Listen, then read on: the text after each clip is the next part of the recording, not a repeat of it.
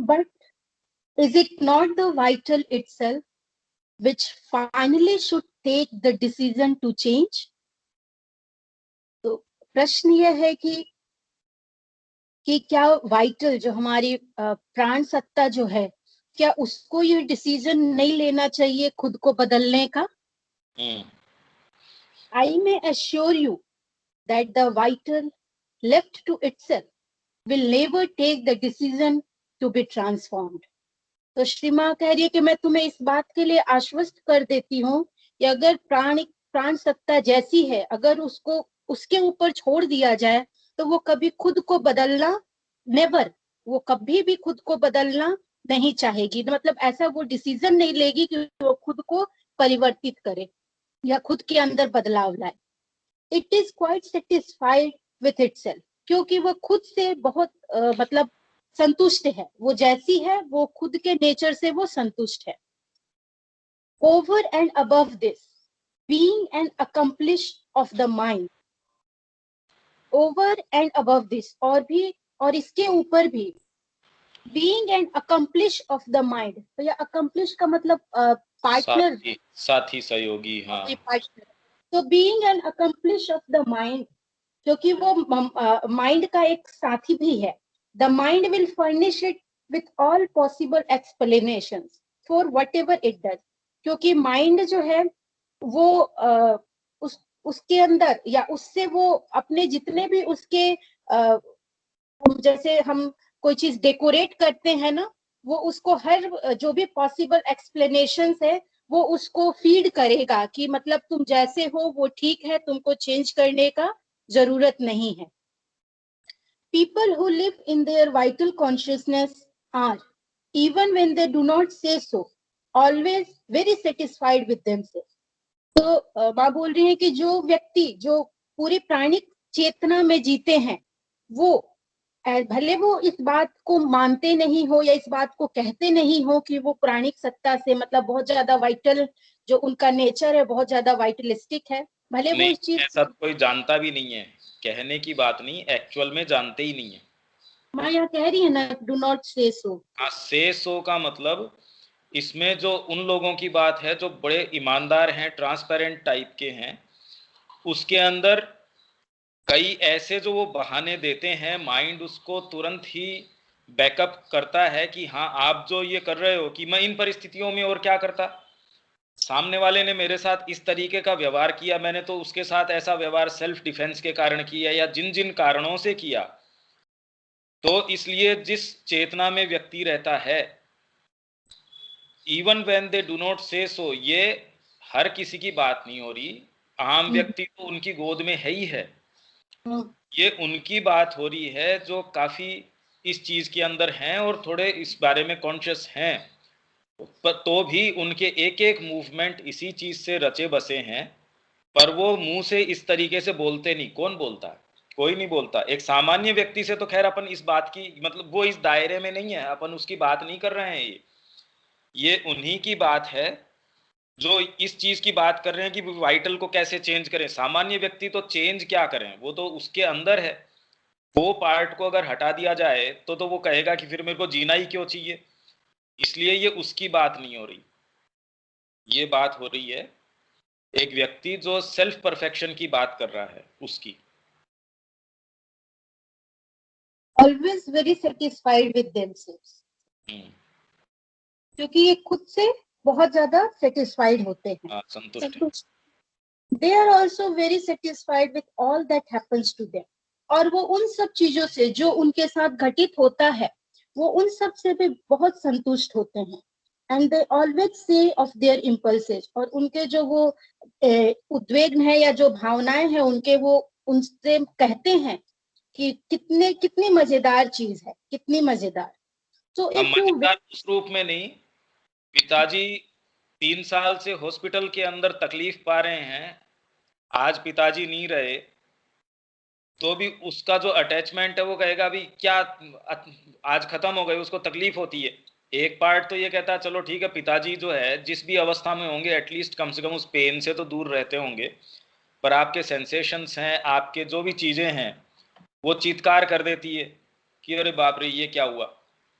तो इसी तरीके से जो आपकी वाइटल इंपल्सेस हैं वो बहुत सेटिस्फाइड है आपके चारों तरफ। अगर आपको रोज शिकायत भी करते हैं, जैसे माँ के पास एक पति पत्नी गए कि हम रोज लड़ाई करते हैं और हम कभी नहीं चाहते लड़ाई करना, तो भी हम पता नहीं क्या होता है एकदम दोनों के फिट उठते हैं और लड़ाई करते हैं। तो माँ ने कहा तुम चाहते हो लड़ाई करना, इसलिए तो कहते हैं हम बिल्कुल नहीं चाहते लड़ाई करना।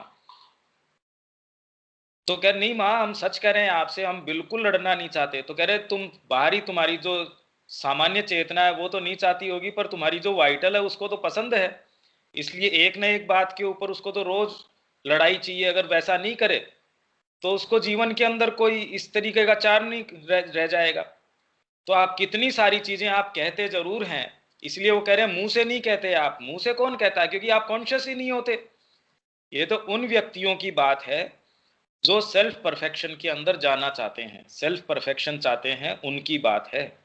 अरे भाई आप सेल्फ परफेक्शन चाहते हो इसका मतलब ये थोड़ी हो गया कि वाइटल अब कोई आपकी परिवर्तित हो गई। इनफैक्ट आपकी समस्याएं ही अब शुरू होंगी। जो आदमी उसमें रचा बसा है, जो उसका जीवन ही खाली उसका आधारित ही उनके सेटिस्फेक्शन के ऊपर है, तो वो थोड़ी ये कहेगा। समस्या तो उसके अराइज होगी जैसे ही आप ये निर्णय लेते हैं कि आपको सेल्फ परफेक्शन में जाना है। आप अगर जितना मन किया उतना सो रहे हो, जितना मन किया मतलब मन के आधार के ऊपर ही आपके सारे क्रियाकलाप चल रहे हैं, फिर तो कोई शिकायत उस तरीके से तो आप कर ही नहीं सकते। शिकायत तो तब है जैसे ही आपने सेल्फ परफेक्शन की बात करी, तो वैसे ही ये सारी समस्याएं अराइज होनी शुरू हो जाएंगी, क्योंकि आप उनके क्वेश्चन करोगे। अभी तक तो आप उनकी गोद में थे, पर ये निर्णय लेने का मतलब ये थोड़ी है कि उनकी प्रकृति जो है, जो जिस तरीके की पहले रही है वो परिवर्तित हो गई। वो तो उसका विरोध करेंगे निश्चित रूप से। आगे, If you wait for the vital to take the decision, you may have to wait for a long time. हाँ लॉन्ग टाइम क्या, जीवन भर भी आप कोशिश करते रहो तो भी ये थकती नहीं है। क्योंकि आप सोचते हो कि ये थक जाएगी, आप शरीर से सोचते हो, पर वाइटल है वो बॉडी नहीं है ना। आप शरीर तो छोड़ सकते हो, पर वाइटल तो फिर भी हमेशा ही आपका शरीर बुढ़ापे के अंदर आ सकता है, वाइटल है वो तो वैसी की वैसी रहती है, उसके तो फर्क नहीं पड़ता। हाँ Teach your vital that it must obey. तो तुम्हें अपने प्राण सत्ता को यह सिखाना चाहिए कि वह आज्ञाकारी बने, हर बात को वो मतलब माने। Before feeling any satisfaction, it must understand that it has nothing else to do but obey. हाँ, पर कौन कहे इसको? पहले तो इसको वाइट को कहे कौन कि वो ओबे करे, और किस पार्ट को ओबे करे? उसको राइट है ये कहने का कि ओबे करे? कैसे हो ये प्रैक्टिकल के अंदर? अगर अपन ये करें तो कैसे करें?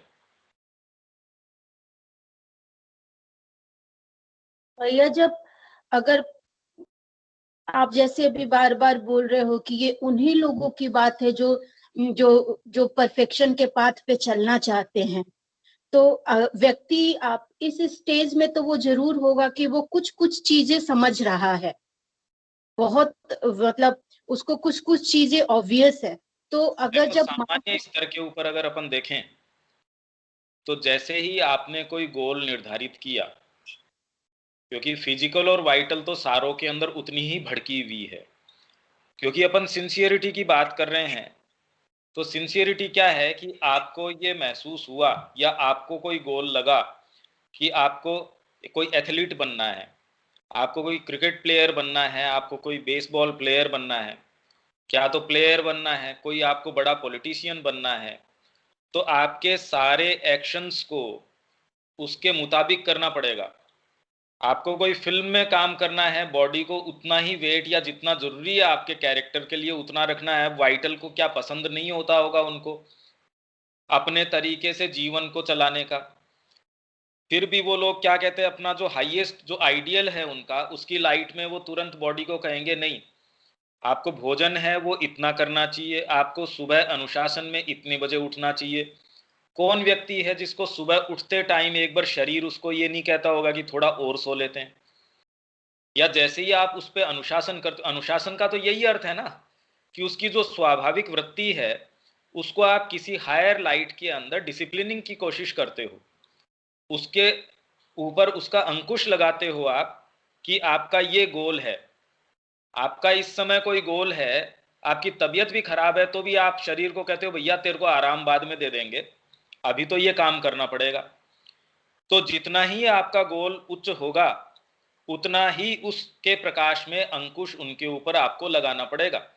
छोटी सी बात, छोटा सा भाव, अगर आप माँ के रास्ते पे चलना चाह रहे हो तो आपके ऊपर वो नियम लागू हो जाएंगे जो शायद किसी एथलीट के ऊपर लागू नहीं होते। एक एथलीट के ऊपर जितने उसके गोल के लिए आवश्यक है उतने नियम लागू हो सकते हैं, पर जैसे ही आप माँ को वर्ण करते हो और वास्तव में सिंसियरली उनको समर्पित करना चाहते हो, जीवन के अंदर उन्हीं की ज्योति को प्रतिष्ठित करना चाहते हो, वैसे ही आपके ऊपर जो नियम और अनुशासन लागू होंगे वो तो एथलीट से या किसी भी और दूसरे व्यक्ति से बिल्कुल अलग तरीके के लागू होंगे।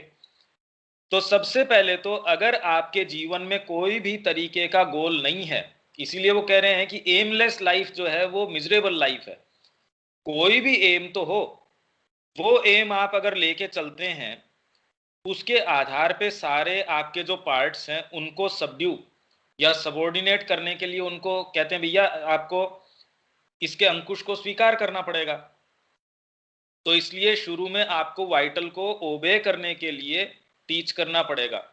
वाइटल तो कोई भी जो प्लेयर है वो तो सुबह चाहती क्या होगी पर वो उसको कहता नहीं ये नहीं चल सकता। तो इस तरीके से पहले तो आपका गोल क्या है, उस गोल के आधार पे उसको ओबे किसको करना पड़ेगा, उसके लाइट के अंदर, और बुद्धि उसको अनुशासित करेगी। आगे स्नेहा।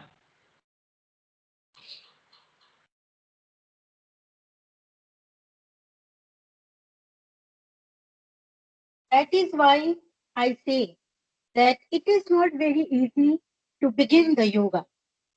इसलिए मैं कहती हूँ कि योग शुरू करना इतना आसान नहीं है। If you are not sincere, do not begin. अगर तो तुम स्पेसिफिकली लोगों के लिए बात हो गई, ये अपन शुरू से ही बात कर रहे हैं कि ये एकदम पर्टिकुलरली उन लोगों के बारे में बात है। आम व्यक्ति को हम इस चीज की अपेक्षा नहीं रख सकते आम व्यक्ति से। वो अपनी वाइटल को, हाँ वो अपनी टेंडेंसीज को या अपनी जो फिजिकलिटी है या अपनी और जो चीजें हैं जो उसके उद्देश्य के अंदर कन्फर्मिटी में नहीं है, उनको तो वो अनुशासन के अंदर कुछ कोशिश करेगा। पर ये वाला जो अनुशासन माँ कह रही है ये तो खाली उन्हीं व्यक्तियों के लिए है जो सच्चाई से योग मार्ग के ऊपर, योग का मतलब माँ को समर्पित करना चाहते हैं अपनी सारी सत्ता को, और माँ का अनुशासन अपने ऊपर लागू करना चाहते हैं। ये उसी के लिए बिल्कुल पॉइंटेडली उनके लिए बातें चल रही है। ये तो शुरू से ही मैं कह रहा हूं। आगे।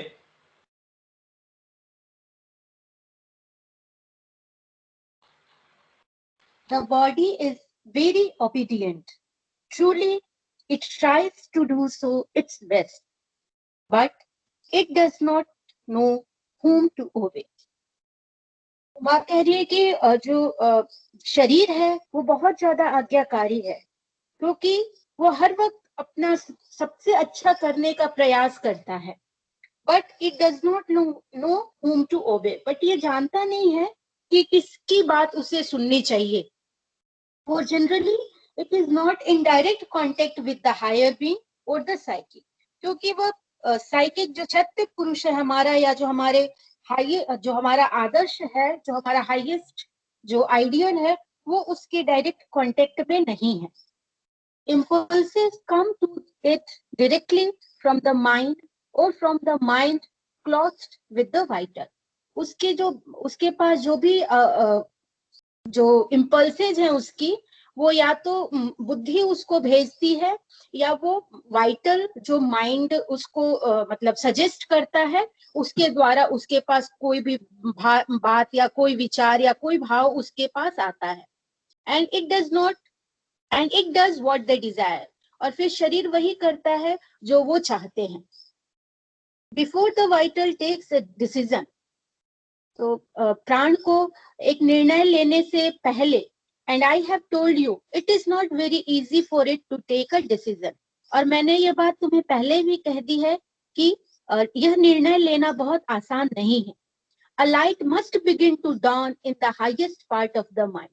एक ऐसा प्रकाश जो तुम्हारे अब जो बुद्धि के तुम्हारे हाईएस्ट मतलब जो बुद्धि का तुम्हारा सबसे ऊंचा स्तर है उसके अंदर एक प्रकाश का अवतरण या एक प्रकाश का प्रकाश आना. डॉन को हिंदी में क्या बोलेंगे भैया?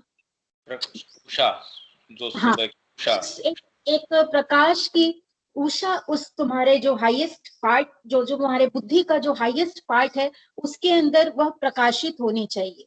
A light which puts you in touch with a higher consciousness. और वो ऐसा प्रकाश जो तुम्हें उस जो उच्च चेतना है उसमें तुम्हें उससे तुम्हारा मतलब तुम उसके कांटेक्ट में उसके संपर्क में वो तुम्हें ले जाएगी या तुम्हें रख देगी.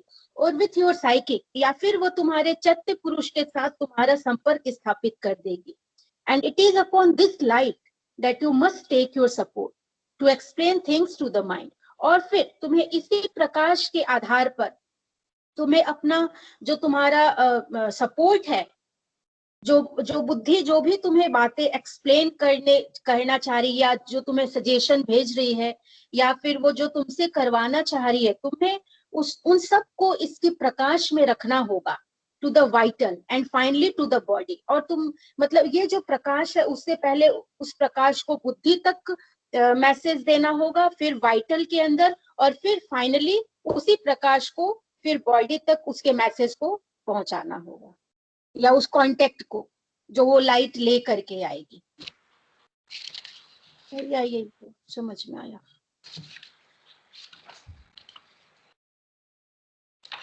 इसके अंदर वैसे ये होता क्या है कि हम बोलते हैं कि योग आप करने के लिए आए तो आप पे ये कंडीशंस लागू होंगी. इसमें कुछ आपको महसूस होता है कि उसमें क्या परिवर्तन होता है व्यक्ति के अंदर. सामान्यतः कोई व्यक्ति जिस तरीके से जीवन जी रहा है, जैसे ही आप ये निर्णय लेते हैं तो फंडामेंटली फर्क क्या आता है आपकी दृष्टि के अंदर और जो एक व्यक्ति जिसने अपना आधार माँ को बना लिया है, कहने के लिए नहीं, क्योंकि कहना एक अच्छी चीज है, जीवन को उससे थोड़ा थोड़ा प्रभावित करना एक अच्छा है. पूर्ण रूपेण माँ को दे देना वो एक बिल्कुल अलग चीज है. पूर्ण रूप से दे देने का संकल्प लेना, दे देना तो मतलब जो एक्चुअल प्रक्रिया होगी उसमें तो हो सकता है पूरा जीवन निकल जाए उसको अपने फुलफिलमेंट तक पहुंचते पहुंचते. पर ये होता क्या है कि किस तरीके से ये संकल्प आता है, उससे क्या क्या जीवन में प्रभाव होता है, उसमें सिंसियरिटी का रोल क्या है, क्या करती है. नंद किशोर जी, इस बारे में कुछ कह सकते हैं आप कि ये संकल्प आता कैसे है, आने के बाद इसका स्वरूप किस तरीके का है कि मेरे को माँ के लिए जीवन जीना चाहिए, और फिर कौन कौन से पार्ट हैं जो इस चीज के अंदर व्यवधान करते हैं, उसके लिए करना क्या चाहिए. कुछ इसके बारे में थोड़ा थोड़ा. भाई ये सिंसियरिटी की तो अपन ने बात कर ली, पर इससे अपन इसको कर्म में क्या करें, इसको अपने जीवन में इसको किस तरीके से करें या हमको क्या महसूस होता है इस बारे में. ये तो देखो स्पेसिफिकली उनके लिए है जो योग मार्ग के ऊपर हैं, जो योग करना चाहते हैं. इसीलिए माँ कह रही है it is not very easy to begin the yoga, और if you are not sincere do not begin. अगर आप में सच्चाई ये नहीं है तो आपकी अंदर से इस बारे में क्या क्या जो अंदर से आपको महसूस होता है, क्या परिवर्तन आता है, क्यों नहीं करना चाहिए, और करने का मतलब क्या है, योग के अंदर क्या अलग से उसके कुछ कुछ अलग चीजें हो जाती हैं. अपने को तो एक सामान्य जीवन में व्यक्ति है वो बड़ा कर्मशील लगता है, डायनामिक लगता है, वहां जाने के बाद तो लगता है ये कर क्या रहा है. गुरुजी ने कहा सामान्य एक जीवन जी रहा है, सुबह वो गुरुजी के काम कर देता है, वो सारे वो काम कर देता है. तो इसलिए ये क्या करना चाहिए, इस बारे में कीर्ति दीदी आपको अंदर से क्या महसूस होता है उस पैसेज के विषय में. एक तो ये लगता है जैसे जब ये शुरू होता है ना, एक जो चीजें माँ की तरफ आपको नहीं ले जा रही उनसे डिटैचमेंट सा होने लगता है। आप चाह नहीं रहे हैं पर आपका रुझान ही नहीं रहता है उस तरफ। एक सचेतन होने की प्रक्रिया, थोड़े आप उसके बारे में कॉन्शियस हैं, थोड़े नहीं है, वो प्रारंभ होती है। जब वो सबसे प्रारंभ, पहला अपना इसके अंदर प्रश्न ये है कि इसमें मूलभूत परिवर्तन एक सामान्य व्यक्ति के अंदर और इसमें, क्योंकि ये कह रहे हैं कि ये एक सामान्य व्यक्ति के लिए नहीं है, तो उसमें ऐसा क्या असामान्य या अति सामान्य, उसमें क्या परिवर्तन आता होगा और क्यों उसके ऊपर ये अनुशासन लागू होता है जो एक सामान्य व्यक्ति के ऊपर लागू नहीं होता, जो क्यों सामान्य व्यक्ति क्या ऊंचाइयां जिसको हम हाइट्स बोलते हैं वो अकम्प्लिश नहीं करते। इस बारे में कि मूल परिवर्तन किस चीज में आता है जब आप योग मार्ग अपना रहे हैं तब, और उसमें सिंसियरिटी का स्थान, और पहले तो दृष्टिकोण में अंतर क्या आ जाता है। एक सामान्य व्यक्ति में हो सकता है वो सामान्य व्यक्ति जो है उसके अंदर बड़ी सात्विकता हो और उसकी प्रकृति के अंदर वो सारी गांठें न हो जो उस व्यक्ति में हो जिसने संकल्प लिया है योग मार्ग को अपनाने का, और उसमें हजार तरीके की दिक्कत हो सकती है, वो बिल्कुल चरित्रहीन व्यक्ति हो सकता है बिना किसी अनुशासन के, उसमें शरीर में कोई अनुशासन न हो, उसमें गंदी गंदी आदतें हों, आप जो भी इमोरल एक्ट्स कह सकते हैं वो सारे वो करता हो, तो भी आपकी मोरलिटी है या एथिक्स है वो आपको कोई इससे एलिजिबल नहीं बना देती कि आप इस मार्ग पे आए। इनका नहीं होना भी आपको कोई इसके लिए कोई डिस्क्वालीफाई नहीं करता कि आप इस मार्ग पे आए नहीं आए।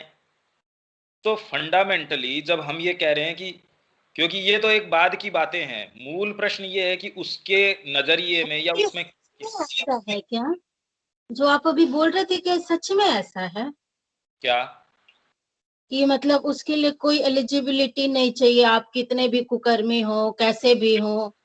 जगाई मदाई के अंदर तो सारे गुण पता है अपने को कि क्या थे, शराब पीना, जो जो अवगुण है, जिन जिन्होंने पढ़ी है इसको चैतन्य चरितावली को, इंस्टेंटली उनको चैतन्य महाप्रभु ने कहा कि ये तो मेरे अंतरंग हैं, इनके बारे में अगर किसी ने पास्ट लाइफ के बारे में कुछ भी कहा है तो वो मेरा अपराध करेगा, ये परम वैष्णव हैं।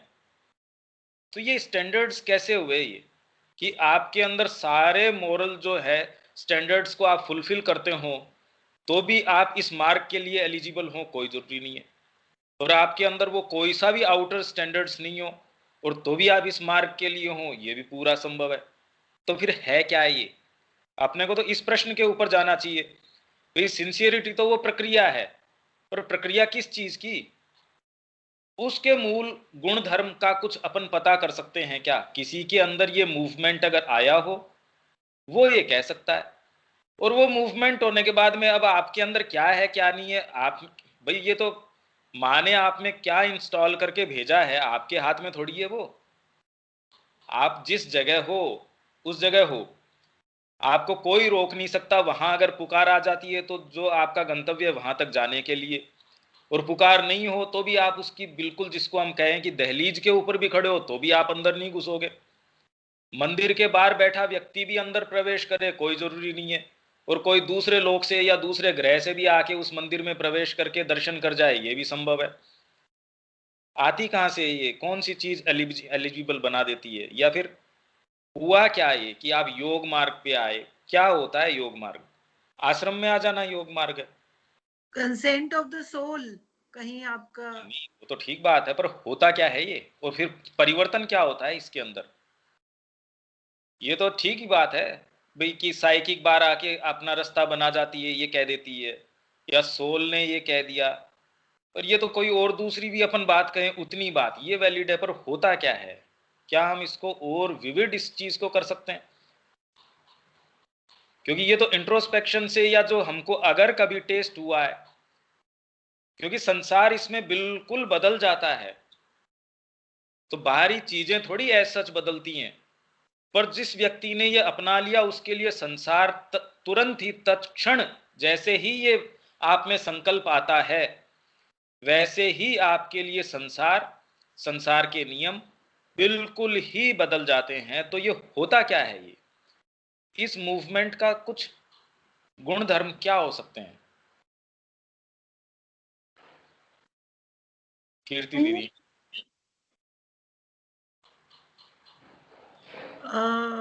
नहीं बता पाऊंगी।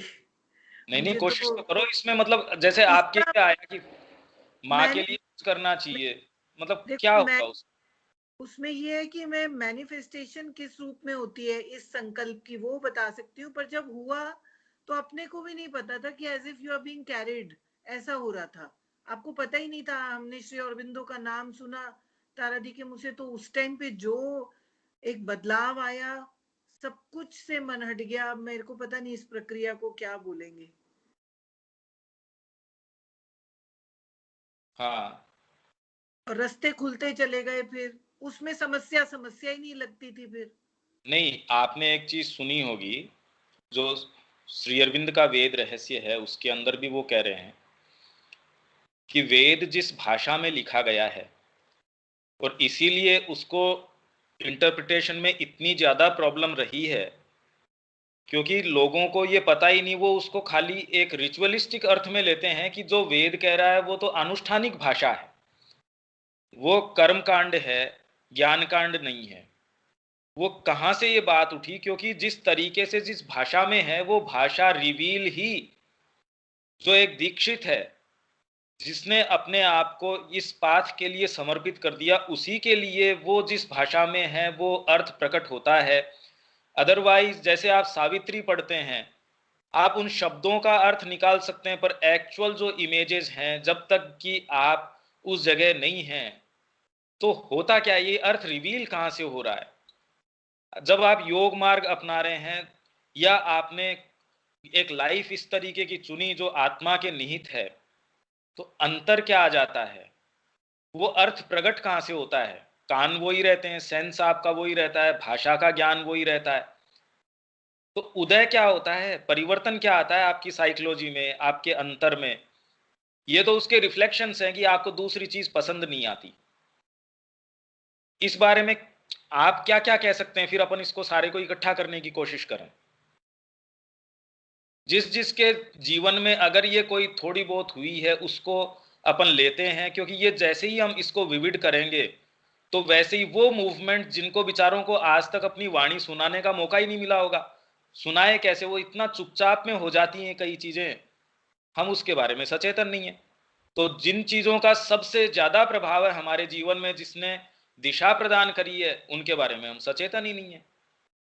तो ये आप कोशिश करो अगर इसका बारे में कुछ हम कुछ उसका टच पा सकें तो, कि कैसे ये प्रक्रिया शुरू हुई होगी, या जो वास्तव में जो प्लंज लेता है, जिसको प्लंज लेना कहते हैं, होता क्या है, क्या परिवर्तित होता है उसमें? कीर्ति दी।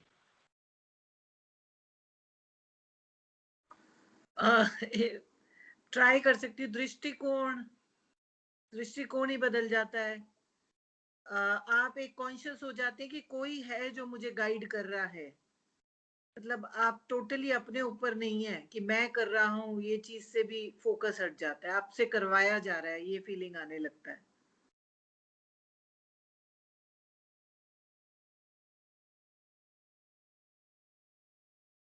यानी इसमें मूल परिवर्तन किस चीज में आ जाता है?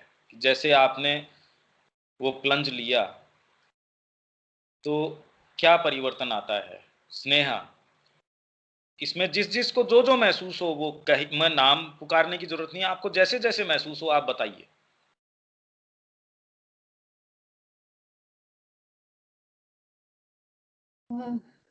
परिवर्तन तो भैया जैसे एक तो कुछ कुछ चीजों से मन हटने लगता है।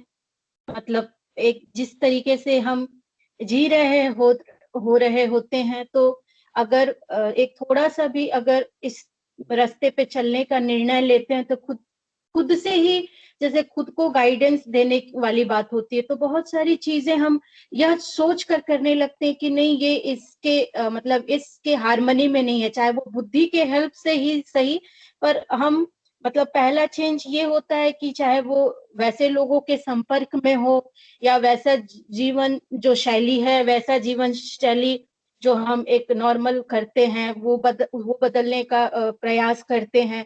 और जो भी हमारे जो आउटवर्ड एक्शंस होते हैं, तो भैया ये मतलब ये प्रोग्रेसिव चीज है, थोड़ा थोड़ा मतलब धीरे धीरे उन सब चीजों में बदलाव शुरू हो जाता है। ये फर्स्ट स्टेज में मतलब इस तरीके से आगे बढ़ते हैं, जब तक कि वो जो जो एक लाइट है, जिस लाइट की हम अपन किस अवस्था की, मतलब किसकी बात कर रहे हैं, एक बार वो क्लियर करो कि हम किसकी बात कर रहे हैं, किसको कहें।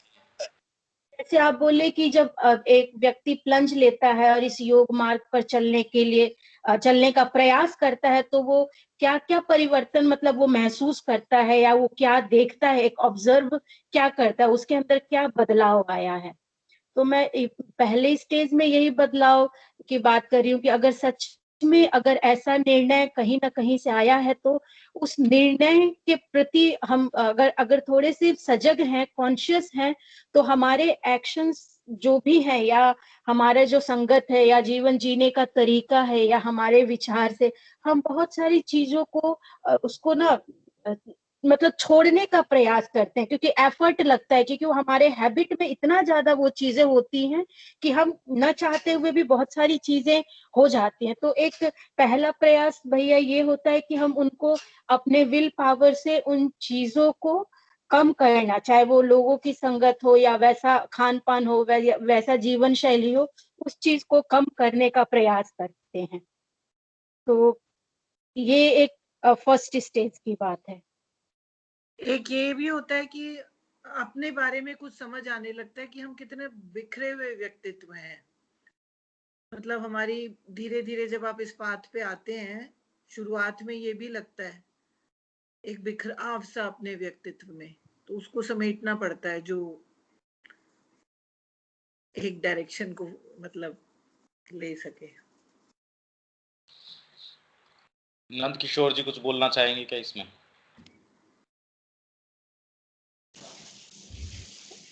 हाँ भैया, ये तो जब हम सच्चाई के साथ इस पथ पर चलने का प्रयास करते हैं, तो सबसे पहले हम अपनी इस प्रकृति के इस भाग के बारे में कुछ सचेतन होने लगते हैं कि ये किस प्रकार का चीज है।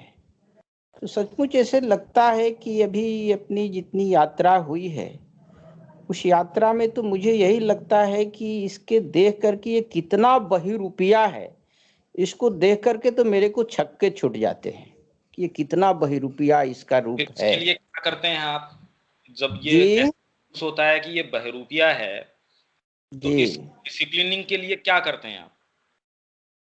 जी, डिसिप्लिन के लिए हम यही करते हैं कि इस प्रकृति के इस भाग को माँ के सामने उद्घाटित करते हैं कि माँ देखो, ये हमारी प्रकृति का ये भाग है और ये इस प्रकार का है, और माँ इसको हमने प्रयास तो अपने तरफ से भरपूर कर रहा हूँ कि मैं इसको ये करूँ, ठीक करूँ, लेकिन ये चीज मुझसे हो नहीं पा रहा है।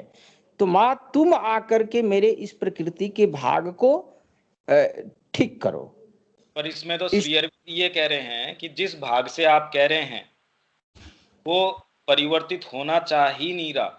आप जब प्रार्थना करते हैं माँ से, अगर आप सचेतन हैं तो कोई भाग ऐसा है जो कि आप कह रहे हैं बहरूपिया है, वो ये कह के भी एक इसमें एक आनंद लेता है कि चलो मैं माँ को ये कह रहा हूं, पर सच्चाई में कोई चीज उसको स्टिक किए रहती है, क्योंकि ये कह रहे हैं ना, आपका जो बीइंग है उसमें ये अकम्प्लिस है, उसका साथी है, और माइंड जो है उसको जितने संभव एक्सप्लेनेशंस हैं वो सारे प्रोवाइड करता है।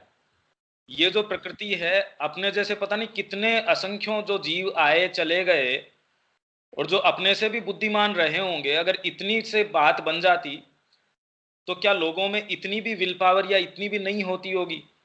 तो इनका जो छल छद्म है वो इतने गहरे स्तर के ऊपर है कि आपको लगता है कि इतने मात्र से आप जो कह रहे हैं वो इफेक्टिव हो सकता है, पर वो जैसे रोशनी इतनी थोड़ी रोशनी है कि ज्यादा रास्ता तय हो नहीं सकता, क्योंकि इसका पेमेंट आपके जीवन काल से हो रहा है। तो आप चाहते हैं कि इसका आप लास्ट तक उसका इंतजार करें, जो चीज अगर हायर पावर मिले, अगर आपको वोल्टेज तेज हो तो जल्दी हो सकता है।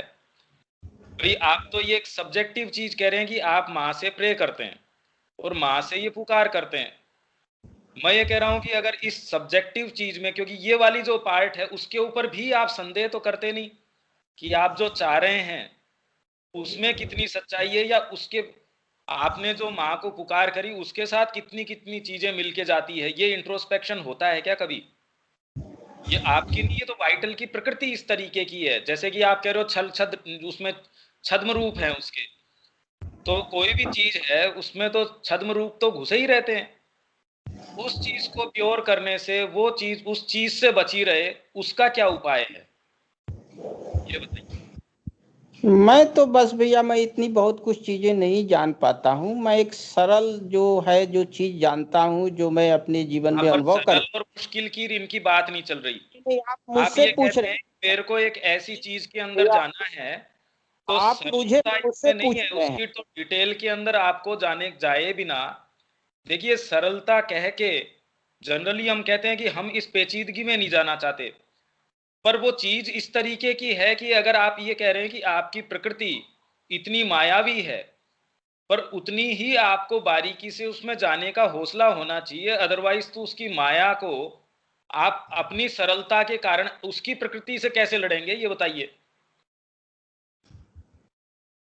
नहीं, हम नहीं लड़ सकते हैं। जो जो मैं देखता हूँ, जो कुछ भी मुझे अनुभव होता है, तो बस मैं इतना ही देखता हूं कि मैं उसको सहमति दूं माँ को कार्य करने के लिए।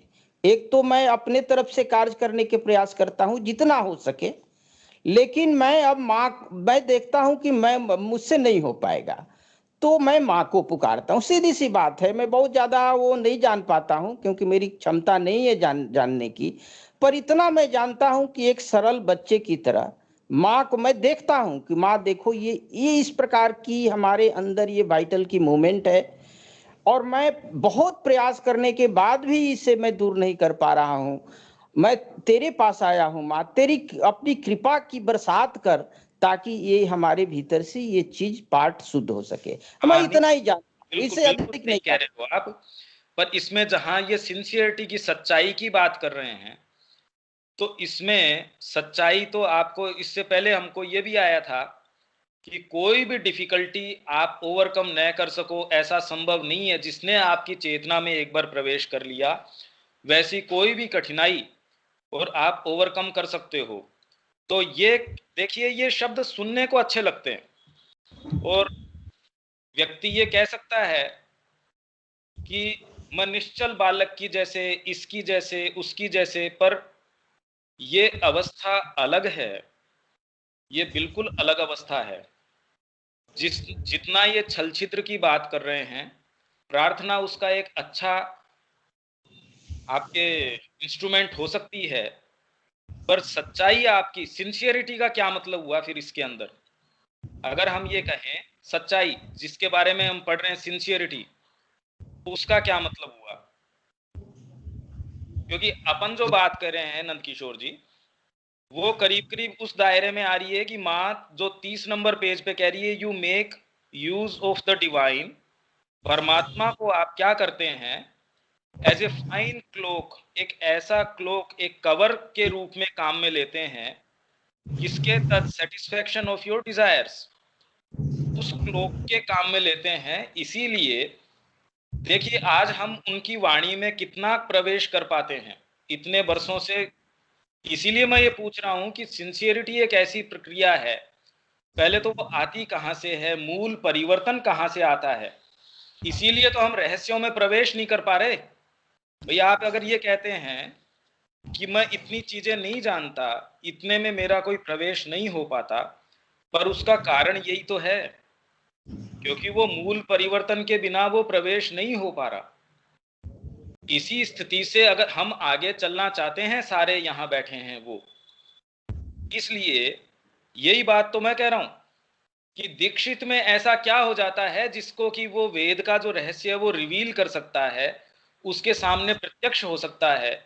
दूसरे व्यक्ति में वो क्या अयोग्यता है, बौद्धिक अयोग्यता तो नहीं हो सकती कि उसमें कोई बुद्धि की कमजोरी हो, दूसरे में बुद्धि ज्यादा हो। कौन सी चीज है जो एक दीक्षित को, मतलब जिसके ये संकल्प आ गया, उसके सामने जो ये रहस्य है वो उजागर हो जाते हैं। और तभी जो है, आप जिस बालक की बात कर रहे हो, माँ की गोद में जो बालक है, ये इमेज होती ही तब चरितार्थ है, उससे पहले तो ये इमेज होती नहीं। अच्छा लगता है ये बातें सुनने में, यही माँ खुद कहेगी कि भाई इन शब्दों को अच्छा लगता है, किसको अच्छा लगेगा कि उसको आप क्रॉस क्वेश्चन करें। पर हम तो चाहते हैं कि हम जीवन में सही आगे जाएं। तो मूल परिवर्तन क्या आता है इसके अंदर? एक सामान्य व्यक्ति की चेतना में, और जिसने निर्णय ले लिया अपने आप को मां को देने की चेतना में, उसके मतलब लक्षण क्या क्या हो सकते हैं? चलो वो तो छोड़ो, क्या लक्षण होते हैं उस व्यक्ति के? कोई लक्षण बता सकते हैं आप?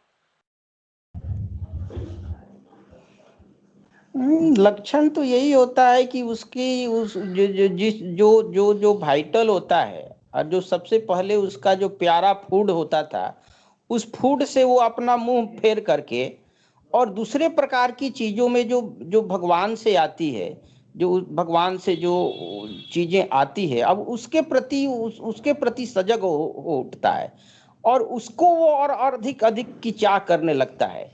और जो पहले के जो अवस्था में जो उसको जो जिसमें संतुष्टि मिलती थी, जिस वाइटल की, अब उसमें उसकी संतुष्टि नहीं मिलती है। अब देखिए, वो दूसरे संतुष्टि तो प्रकार की आपको चीजों में अगर लगती पहले है। से बेटर भोजन मिलेगा, ये तो माँ कहती है कि जो असेटिक्स हैं, जो तपस्या करने वाले ऐसे योगी हैं, उनको तो सामान्य व्यक्ति कीड़े मकोड़े लगते हैं।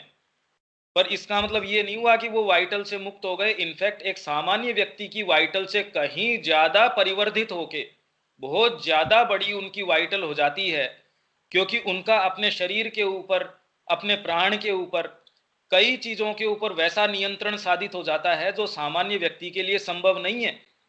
एक व्यक्ति ये कहता है मैंने 10 साल से हाथ को ऊपर कर रखा है, आप या ऐसी ऐसी योगिक क्रियाएं मैं करता हूं शरीर के साथ, आप करके दिखाइए, या मैं जो जो तपस्या कर सकता हूं आप करके दिखाइए, तो इससे आप वाइटल से मुक्त हो गए? ऐसा तो नहीं है। हाँ, आपके वाइटल को जो टेस्ट्स हैं, जो छोटे छोटे टेस्ट के प्रति आदमी अपने आप को मार डालता है, उससे तो उसके टेस्ट जो है जबरदस्त रूप से परिवर्तित हो जाते हैं। तो इसको हम डिवाइन की कोई चीज कहें? नहीं, उसमें कोई डिविनिटी वाली बात नहीं है, वो तो परिवर्तित हो गई। आपकी जो आज क्षमताएं हैं, उनको अगर परिवर्धित कर दिया जाए तो वो डिविनिटी का लक्षण थोड़ी है। ठीक है, उसको बढ़ा दिया आपने। आज आप जिस तरीके से बोल रहे हैं, अगर आपको माइक दे दिया जाए तो आपकी ही आवाज ज्यादा लाउड तरीके से सुनेगी, उसकी क्वालिटी थोड़ी बदल गई कोई। ये अपन बात कर रहे हैं बिल्कुल अलग।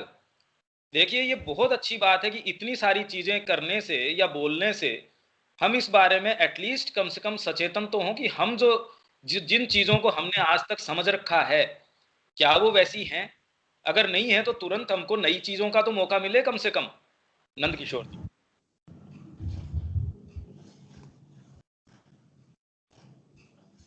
तो भैया, जो मुझको अनुभव होता है, मैं आपने मेरा पूछा तो मैंने अपना बताया कि भाई हाँ, इस आपको तरीके ही से। तो बता रहा हूँ।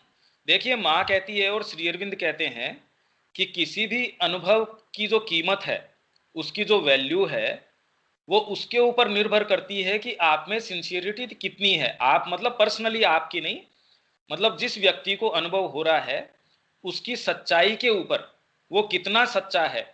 अदरवाइज लोगों को बड़े, जिसको हम विशाल या बड़े अनुभव कहते हैं, वो भी होते हैं, उनका कोई मूल्य नहीं है। सच्चा मूल्य तो जब आप सच्चाई की अवस्था में हो तो, क्योंकि उससे बड़ा अनुभव नहीं हो सकता। सारे अनुभवों से एक ड्रॉप आपकी सच्चाई की है, वो ज्यादा कहीं मूल्यवान है, ज्यादा कहीं सच्ची है, बजाय आडंबर के। लोगों के पास बहुत बड़ी बड़ी सिद्धियां हो सकती है, सारी चीजें हो सकती हैं। यही एक चीज मैं आज दीपक से सुबह शेयर कर रहा था, वो आपसे भी आज शेयर सारों से कर देता हूं कि क्यों ये चीज इतनी गंभीर है जो सिंसियरिटी की हम बात कर रहे हैं, और किस स्तर तक ये है, इसका अनुमान आप खुद लगा लीजिए। जो उदाहरण मैं देने वाला हूं, नैनीताल के अंदर अपना तपोगिरी आश्रम है, उसमें कुछ तो गए हुए भी होंगे, कुछ ने नाम सुना होगा। वहां एक बार नीम करोली बाबा, जबरदस्त ओकल्ट पावर वगैरह थे उनके पास, प्रकृति भी उनके तरीके से व्यवस्था करती थी। वो वहां गए तो उनकी खबर पहले गई कि तपोगिरी आश्रम में के साथ बाबा जी आएंगे और भंडारा करेंगे। और वो कभी इतने शॉर्ट नोटिस के ऊपर भंडारा, मतलब हमारे पास तो साधन भी नहीं है कोई चीज, अब आपको कह दे अभी खड़े हाथ कि आपको भंडारा करना है अभी, अब बाहर माहौल किस तरीके का चल रहा है, आप कह देंगे भंडारा कैसे करेंगे भी, ऐसा तो हो नहीं पाएगा। तो उन्होंने कहा जी आप चिंता मत करो, बाबा जी आएंगे, ऑटोमेटिकली सारी चीजें अपने आप जुड़ती जाएंगी और भंडारा हो जाएगा। और ऐसा ही हुआ। थोड़े समय बाद में बाबा जी आए और वह भंडारा हुआ। पूरी जनता वहां की जो जिसने लाभ उठाया प्रसाद का, भंडारे में तो आप सोच ही सकते हैं कितने जने आते हैं। और बाबा जी आए हैं, इसलिए अब जो जिनकी शक्ति मात्र से स्वयं, मतलब उनको कोई एफर्ट करने की जरूरत नहीं है, तो ये सारी चीज हो गई। अच्छा, उसी आश्रम में योगी कृष्ण प्रेम का भी आगमन हुआ। मुश्किल से अपने साथ अपने शिष्य जो माधव आशीष थे उनको लेके आए होंगे। अब वहां शायद इंद्रसेन जी थे या कौन थे, उन्होंने बाद में ये कहा कि कोई उनमें पोम्प एंड शो नहीं, कृष्ण प्रेम के अंदर सहज व्यक्ति, सरल, बिल्कुल कोई आडंबर नहीं। शायद बगल वाले पड़ोसी को भी नहीं पता चला होगा कि ऐसे कोई विशेष कोई व्यक्तित्व यहां आए हैं इस समय। पर कह रहे दोनों की कोई तुलना ही नहीं है।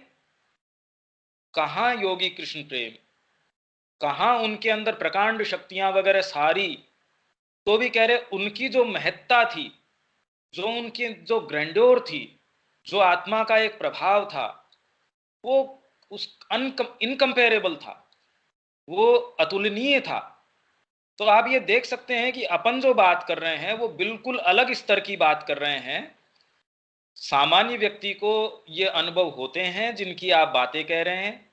आपके अपनी साइकोलॉजी क्योंकि इतनी नजदीक है तो आपको वो वाइब्रेंट लगते हैं। बाकी ऐसा कौन व्यक्ति है जिसको जीवन का अनुभव न होता होगा? अरे भाई, साइकोलॉजी तो सभी मनुष्यों को लगा के दिए भगवान ने। तो इसमें मूल परिवर्तन क्या होता है, या जो मैंने उदाहरण दिया वो तो एक स्टेट ही अलग है। हम तो ये नहीं कह सकते कि दोनों इनसिंसियर थे या एक उनमें से कोई कम सिंसियर थे या दूसरे ज्यादा सिंसियर थे। ये बात बिल्कुल अलग चली जाती है। स्नेहा,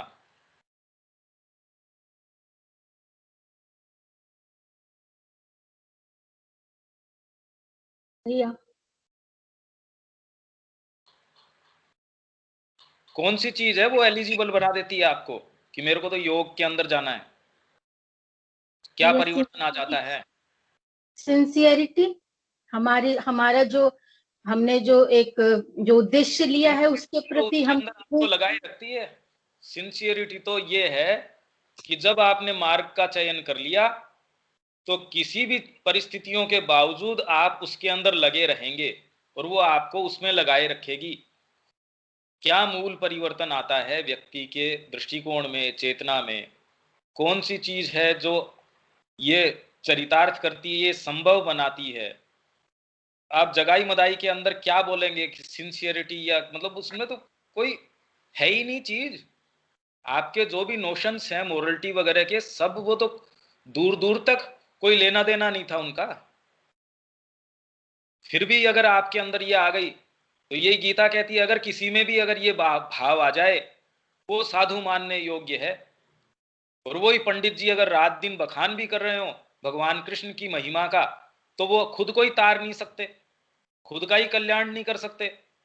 और एक जो पापी है, दुराचारी है, घोर जिसने अत्याचार किए हुए हैं, पर जिस क्षण उसके ये आ गया कि परमात्मा ही वरेण्य है और अब मैं जीवन अपना पूरा उनके लिए देता हूं, जैसा वो चाहे वैसे रहने के लिए तैयार हूं, तो आपके अंदर एक बिल्कुल दूसरी प्रक्रिया चालू हो गई। क्योंकि अभी भी हम अपने जीवन को बचाए रखना चाह रहे हैं।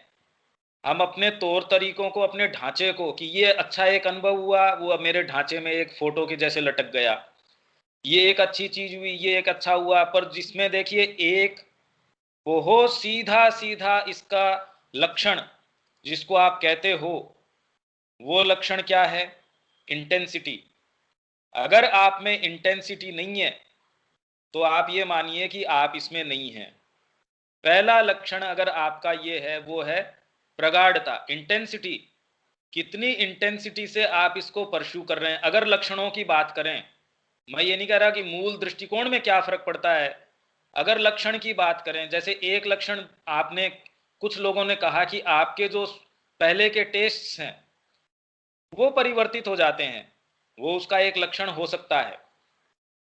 पर इंटेंसिटी उसके जीवन में, अगर आप वैसे ही कर रहे हो, कभी माँ का कोई टाइम पढ़ लिया, वैसे ही जीवन जी रहे हो, आप देख लो अगर आपकी इंटेंसिटी है या नहीं है।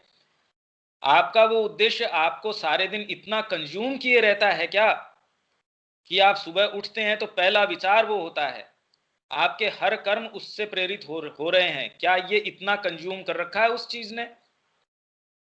ये पहला लक्षण है।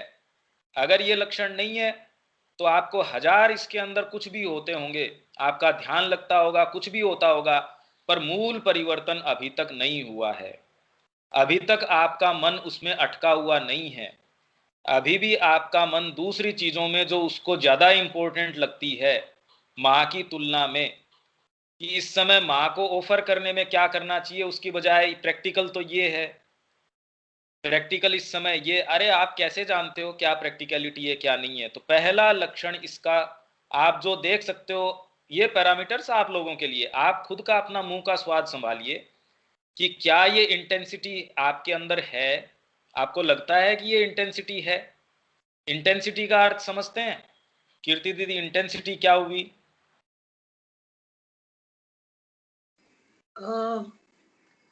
शाब्दिक अर्थ तो नहीं पता, पर फिर कुछ मैटर ही नहीं करता ना। लागी रे लगन हेमा तेरे एक नाम की, भाव बता सकती हूँ, ये भाव आ जाता है फिर। हाँ बिल्कुल, नहीं ठीक है, आप ये भाव करके कर्म तो करेंगे। अरे भाई मेरे ये भाव आ गया, तो ये थोड़ी कि जो हमको चित्रण करते हैं तो आप पागल की जैसे घूमेंगे, तो फिर तो माँ के तो उपयोग के नहीं रहे। इससे पहले तो हो सकता है पहले बेटर थे, आप कोई मीनिंगफुल तो काम कर रहे होंगे। नहीं, फिर आप जो भी काम करेंगे पहले उसको अर्पण करेंगे। ऑफरिंग बिकम्स, ऑफरिंग आपका जीवन का एक वो बन जाता है, वे ऑफ लाइफ। कुछ भी काम करेंगे उसको अर्पण करके करेंगे, और फिर जो रिजल्ट आएगा उसको एक्सेप्ट करेंगे। कर पा रहे हैं, नहीं कर पा रहे हैं, किस प्रकार से कर पा रहे हैं, एक ओपनिंग हो जाती है, कनेक्शन हो जाता है, जिसको आप शब्दों में नहीं बयान कर सकते हो। आपके वो फिर वो आपके और संसार के बीच की बात नहीं रहती, आपके और डिवाइन के बीच की बात हो जाती है। इतनी ज्यादा गाइडेंस वो इंटेंसिटी का फल होती है।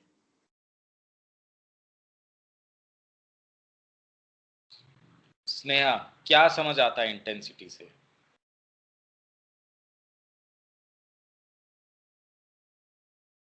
मतलब भैया हमने जो उद्देश्य लिया है उस तरफ हम कितनी सच्चाई के साथ और कितनी रफ्तार से बढ़ रहे हैं, मतलब किस तेजी से, मतलब वो हमारे हर पार्ट्स के थ्रू वो उसका मतलब उसका होल्ड कितना है, वो कितना हमको उस चीज को एक्सप्रेस करने दे रही है, उसका होल्ड हमारे ऊपर, चाहे मतलब फिजिकल के ऊपर, हमारे बॉडीली मूवमेंट्स के ऊपर, हमारे माइंड के ऊपर, उस चीज का कितना होल्ड है, वो कितना खुद को एक्सप्रेस, हम उस चीज को कितना अभिव्यक्त कर पा रहे हैं। इंटेंसिटी का मतलब भैया ये। पर आपको लगता है कि प्रैक्टिकल लाइफ में जो आप कह रहे हैं वो बात अच्छी है, टू स्टार्ट विथ शायद ये होता भी होगा, पर क्या ऐसे सोच के जब आपको तुरंत कोई रिएक्ट करना हो, आपको फील्ड एक्टिविटी भी रहती है जिसमें आपको काम करना होता है, उसमें मैं ये अपने से जोड़ के ये बोल रहा हूँ, मतलब ये देखिए जितनी भी ये चर्चा हो रही है इसका मूल उद्देश्य क्या है। हम माँ के टेक्स्ट में प्रवेश तब करेंगे जब ये सुनी सुनाई बातें जितनी भी है इनको एकदम दरकिनार कर देंगे और जीवन के साथ इसको लिंक करने की कोशिश करेंगे। क्योंकि आपके तौर तरीकों से हो सकता है आपको अच्छा लगे, मैंने माँ को हर चीज ऑफर करनी शुरू कर दी, बहुत सुंदर बात है। धीरे धीरे ये मूवमेंट एक्चुअल में जब आपके जीवन में चरितार्थ होता है तो ये रूप ले, ये कोई आवश्यक नहीं है। आपको तो इनफैक्ट बिल्कुल ये उल्टा लगता हो कि ये जीवन में हो क्या गया, कहना चाहते हैं एक चीज, मुंह से निकलती है दूसरी चीज। पहले जीवन में फिर भी शांति थी, अब तो बिल्कुल सबसे लड़ाई करना, झगड़ा करना, ये हो क्या गया?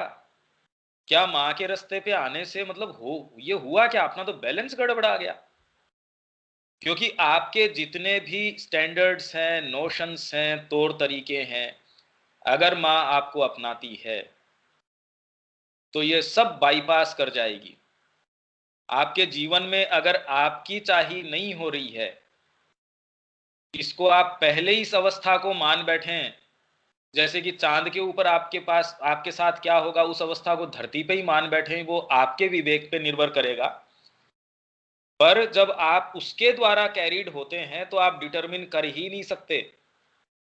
आपके ऐसे ऐसे काल बीच में चले जाते हैं, ऐसे ऐसे समय और इतने इतने वर्ष आपके चले जाते हैं जब आपको लगे अपन कर क्या रहे हैं। श्री अरविंद के जो लेटर्स हैं जिसमें ऐसे ऐसे फॉरमोस्ट जो साधक हैं वो ये कह रहे हैं मैं कर क्या रहा हूं। दिलीप कुमार रॉय जो उनको लिखते थे कि बंगाल की ऐसी स्थिति हो रही गुरु, और वहां से मेरे को लिख रहे हैं। रविन्द्रनाथ टैगोर जैसे लोग मेरे को ताना देते हुए कह रहे हैं कि अपन दिलीप योगी नहीं है, हम तो आर्टिस्ट हैं, हम कलाकार हैं, तो तेरा जो धर्म है, स्वधर्म है, वो वहां रहने का नहीं है। ये लेटर जब उन्होंने श्री अरविंद को दिखाया तो श्री अरविंद ये कहते हैं कि यहां चुपचाप रुको जब तक कि तुम्हारे जीवन में उषा काल नहीं आ जाता। और हो सकता है कि वो उषा काल आने के अंदर, यही वो योग मार्ग की बात है, उषा काल की आप में वो एक चीज उदय हो गई, वो सबसे ज्यादा महत्वपूर्ण चीज है। तो आपकी बाहरी प्रकृति तो आपको ये महसूस करवा सकती है कि मैं आश्रम में कर क्या रहा हूं, मेरी उपयोगिता हो सकता है इस समय बंगाल के अंदर ज्यादा हो। यही बात उन्होंने लिखी। जिन जिन के पास योगी कृष्ण प्रेम की पुस्तक है वो आप इसको बारीकी से पढ़िए। जीवन में आपके क्या घटित होता है आप क्यों नहीं लिंक कर पाते, क्योंकि सुनी सुनाई बातें हैं ये सारी की सारी। जैसे माँ को किसी ने ये कहा कि माँ मेरे को ये कुंडलिनी का ये अनुभव हुआ, तो जब माँ को लगा, माँ ने कहा तो ये भी हुआ होगा। जैसे आप किसी एक जगह पे जाएं और आप मेरे को कहें मैं वहां गया था, मैंने ऑलरेडी अगर वो जगह देख रखी है तो मैं आपको कहूंगा अच्छा ये वैसा वैसा वहां बगीचा भी होगा, ऐसा ये भी होगा। आपने वो जगह देखी नहीं, आप तो वर्णन के आधार के ऊपर मेरे को बता रहे हैं। तो जब माँ ने कहा तो ऐसा ऐसा भी महसूस हुआ, वो कहता है नहीं ऐसा तो कुछ नहीं महसूस हुआ। तब माँ ने कहा मेरे को पता चला ये तो खाली जो इसने किसी पुस्तक में पढ़ा था और उसको ये लगता है कि उसको ये अनुभव हुआ। तो अब आपकी इसलिए सच्चाई यहां इंपॉर्टेंट हो जाती है कि वास्तव में आपको हुआ है या आप बेवकूफ बनाए जा रहे हो। तो आपकी सच्चाई आपको खुद बता देगी कि आपके साथ हो क्या रहा है। तो एक जो अपना इसका लक्षण हुआ वो तो हुआ इंटेंसिटी। पर जब माँ आपको कैरी कर रही है, बीच में ऐसे काल भी हो सकते हैं प्रकृति आपकी बिल्कुल विद्रोह कर रही है, आपको लगता है कि आप तो बिल्कुल गहन अंधकार में चले गए। जिस भाव को लेके आप आश्रम में आए थे, आज तो माँ भी आपको इतनी अच्छी नहीं लगती। आप उसको जज करते हैं उसके एक्शंस को कि माँ तो ठीक नहीं कर रही। हमको लगता होगा कि भी ऐसे कैसे लोग होते होंगे कि जो माँ को भी जज करते होंगे, पर हम ये अच्छा है माँ ने हमारे लिए ये टेस्ट नहीं दिया, नहीं तो हम तो पता नहीं कितना इसमें पास होते या कितना लेमेंटेबली इसमें फेल हो जाते। क्योंकि अभी प्रकृति को वो क्वेश्चनिंग की जरूरत ही नहीं है, उस ताव से निकलने की जरूरत नहीं है।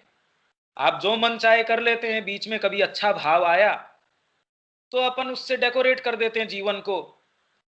इसमें किसी की पर्सनल बात नहीं है, ये सारों की बात है। और जो सच्चा व्यक्ति है उसको तो ये बात सुन के बहुत सुकून मिलता है कि हाँ चलो ये बात हो रही है हमारे साथ, तो हमको एक मौका है अब आगे चलने का।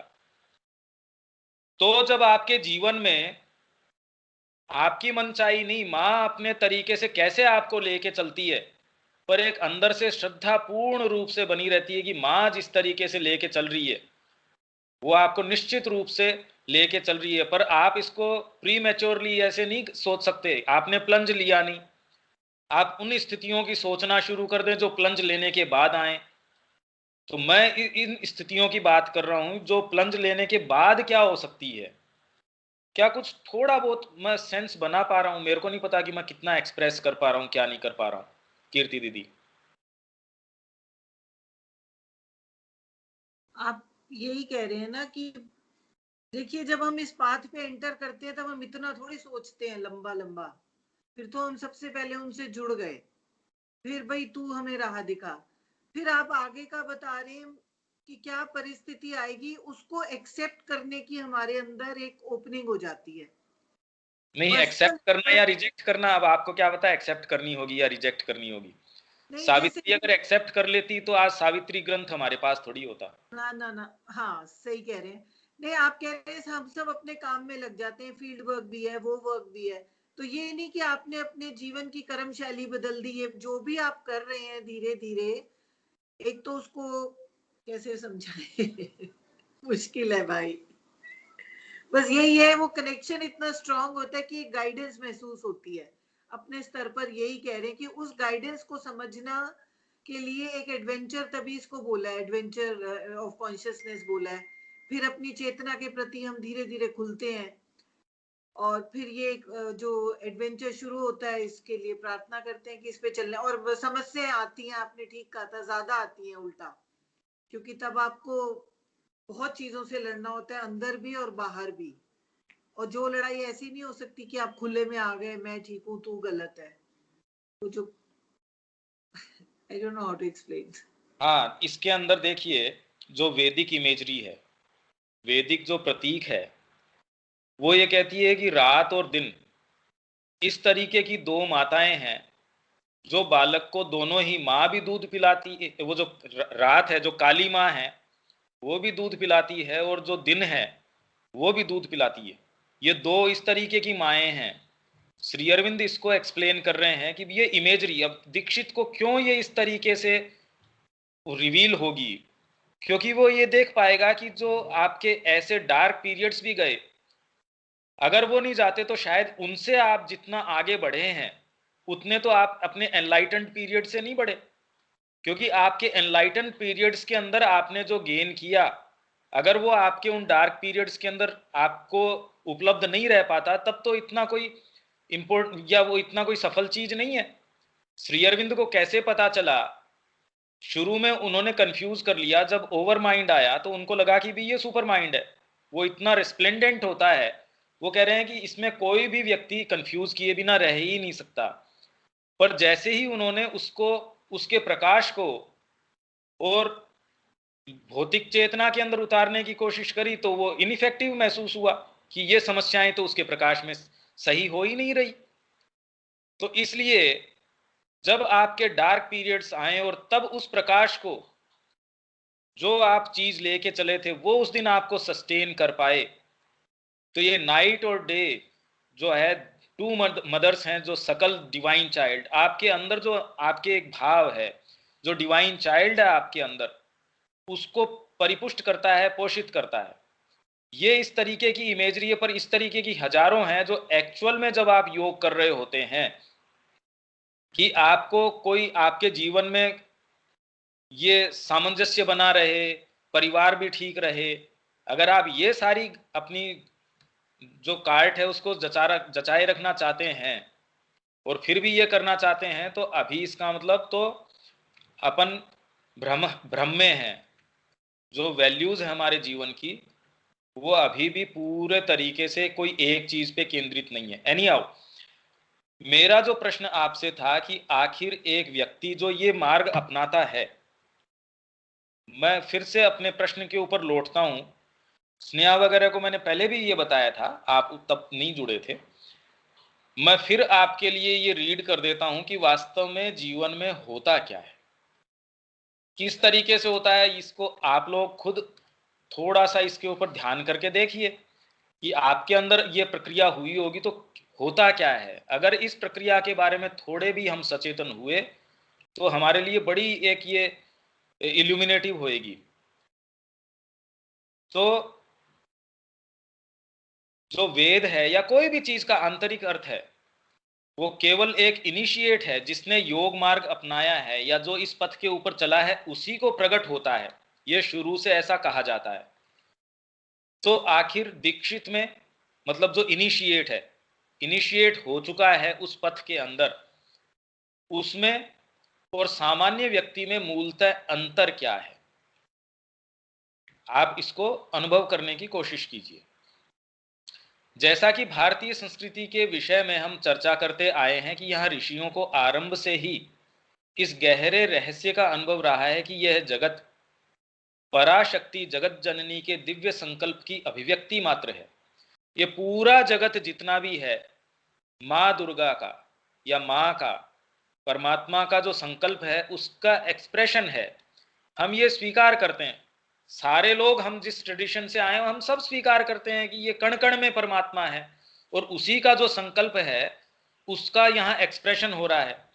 हम मानते जरूर हैं, पर क्या विविडली हमारी चेतना के लिए ये जो फैक्ट है क्या इतना वाइब्रेंट है?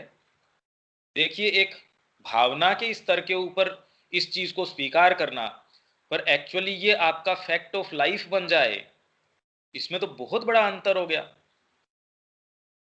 तो ये जो संकल्प है माँ का, वो ही सभी चीजों का सच्चा कारण है। यहाँ कुछ भी काम हो रहा है, छोटी से छोटी क्रिया, एक एक कण में भी, एक एक आपका जो सेल है उसमें भी जो क्रिया हो रही है, वो एकमात्र जो माँ जगदम्बा है उनका जो दिव्य संकल्प है उसकी अभिव्यक्ति मात्र है और कुछ भी नहीं है। परंतु सामान्य इंद्रियाश्रित मानसिकता, आपकी जो सेंस बाउंड मेंटेलिटी है, उसको इस दिव्य संकल्प का कोई आभास नहीं होता और वह इंद्रिय गोचर तथ्यों और प्रतीतियों को ही सत्य मान बैठती है। आप जो सामान्य आपके जो इंद्रिय गोचर जो डेटा आपके पास आता है उसको सत्य मान बैठती है, जबकि अगर अंदर से ये बात है कि माँ जो करती है वही एकमात्र करने योग्य है, तो फिर डर किस चीज का है? फिर बाद में भय है, संकोच है, अविश्वास है। तो हम एक स्तर के ऊपर एक भाग में इस चीज को स्वीकार करते जरूर हैं, पर हमारे जीवन का अभी कोई वाइब्रेंट जीवंत तथ्य ये है नहीं। जीवंत तथ्य तो हमारे अभी इंद्रिय गोचर जो तथ्य हैं वो हमारे लिए रियलिटी हैं। तो क्या होता है, और इन प्रतीतियों के आधार पर ही अपने जीवन और कर्म का सारा ताना बाना बुनती है।